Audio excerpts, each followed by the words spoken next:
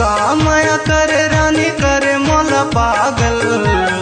कागज कलम छोड़ के मैं धरे दारू बोतल।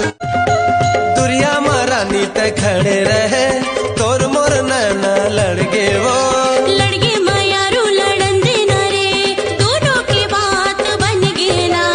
दाई पीछे मार दीजो कति करल मार दीजो देखा पीछे मार दीजो पीछे चढ़ गए वो दाई नहीं है कोनो फुकैया पीछे चढ़ गए वो पीछे मार दे दाई।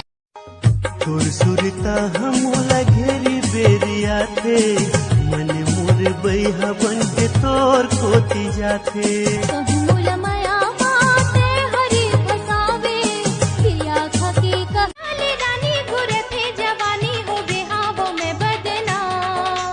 माला मोती जैसे गहना गुठी मोरे माला मोती जैसे गहना गुठी मोरे तन के डोरे मगुना रे हाय। तरसा के कहाँ ते जाबे वो आना मोला गोसैया बना ले वो मोर सही दीवाना कहाँ पाबे वो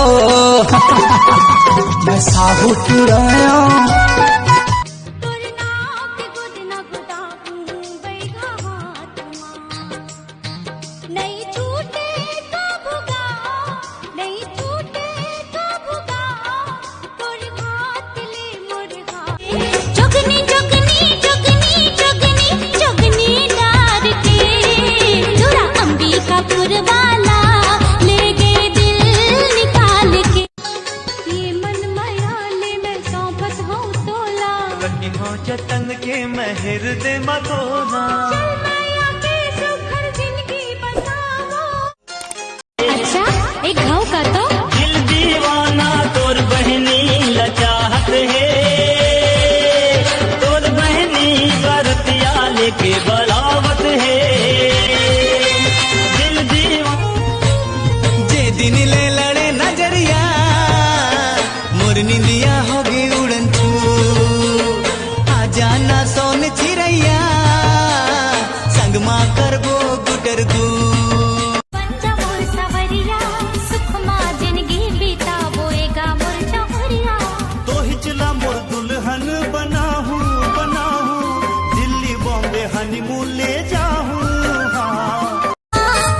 छेगा छना हमर पारा भैया हवे झगड़ा गाड़ी दीही मार दीही भैया हागा छन आबे ते दोबारा गाड़ी दीही मार दीही। होरे पर सुपारी वो सरोता नहीं है होरे पर सुपारी वो सरोता नहीं है। तुर बोलियो बचन के भरोसा नहीं है। कोरबा के काजल सरसीवा के साड़ी बिलासपुर ले मंगा हूँ तोर कान के बाली। चापा के चश्मा जांजगीर के जींस ले लूंगा ले मंगा हूँ तोर बिंदिया में लाली।